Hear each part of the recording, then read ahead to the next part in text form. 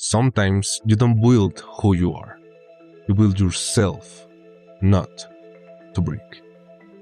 You invent a character, a strong one, untouchable, invincible, and it works until someone or something reminds you why you started pretending in the first place. And in this video, we'll see how that identity, which once protected Kaiser, also become the thing that made him fall. But before we dive into how Kaiser turned his trauma into identity, leave a like if you enjoyed this kind of content and subscribe if you want more analysis like this. Kaiser, the king of bastard Ancient, a brilliant, dominant, ruthless player. But his crown wasn't born from glory. It was born from pain. Before he was king, Kaiser was a child, invisible to his mother, beaten by his father. A father who didn't punish out of discipline, but out of revenge, out of frustration, out of abandonment. And so Kaiser learned to survive by any means necessary. He learned to endure, to stay silent, even to steal.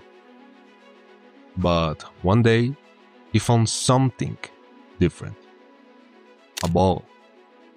And he realized that it didn't betray him. It didn't yell at him. When he kicked it, it came back to him. That ball wasn't just an object. It was control, silence, peace for him. It was the only thing that ever felt truly his. That's why he protected it. He hid it and cared for it like it was his very life. But when he was unfairly arrested, everything changed. The police searched his room, and his father found the ball. And in a moment of rage, he tried to destroy it. And in that moment, Kaiser didn't see a ball. He saw his only refuge, his identity. So he reacted. He struggled, he screamed, he exploded. Because they weren't just breaking an object. They were about to erase the only thing that gave Kaiser meaning. And from that day on, Kaiser stopped being just a victim. He became someone with something to protect. Every match was a step toward becoming the king. Every goal pushed him forward. And every victory confirmed, I'm not weak anymore. Carl Rogers calls it the false self-concept, the version of you that you built to survive when being yourself no longer feels safe. But what happens when that version becomes a prison? That's when Isagi shows up, the player who became the core of Bastard and the key to winning against PXG. And just like that, Kaiser went from being the center to being completely ignored. Only Ness kept looking at him. And in that silence, the past returned. The echo of his father, that old feeling of being invisible, of being inferior. Kierkegaard once said, the worst kind of despair is not knowing who you are. And in that match, Kaiser forgot again. But this time he didn't run. He remembered why he started. He remembered that scared little boy waiting to be loved.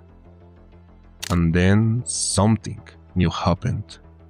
Carl Jung spoke of integrating the shadow, accepting the parts of yourself you always try to hide. Kaiser didn't change completely, but that shadow began to enter the game. He teamed up with Kiyora, and for a moment, he let go of his emotions.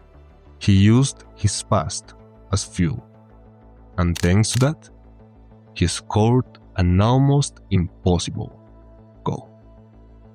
A goal that wasn't born from pride. It was born from his wound, from everything he had always tried to silence. Michael White says it clearly. You can't erase your story, but you can choose to give it a new meaning. At last, he found his way to play, not as the king who needed to crush others, but as someone who, for the first time, had found himself. But it still wasn't enough. When Ness had the chance to make the final play, Kaiser hesitated. The character returned, the mask slipped back on, and Kaiser lost. In the end, not every awakening leads to redemption. Sometimes it's just enough to show you how far you drift from yourself. And even that matters, because stepping outside the character only for a second is already part of the path. Kaiser didn't lose just because he doubted. He lost because deep down, he still didn't know if he could exist without the armor. And maybe that's the real fall. Realizing you can't keep pretending, but still not knowing how to be yourself. And you? Does any of this resonate with you? Are you still holding onto a version of yourself that no longer belongs to you? Let me know in the comments. And with nothing more to add, I hope the next video is your idea. See you in the next time.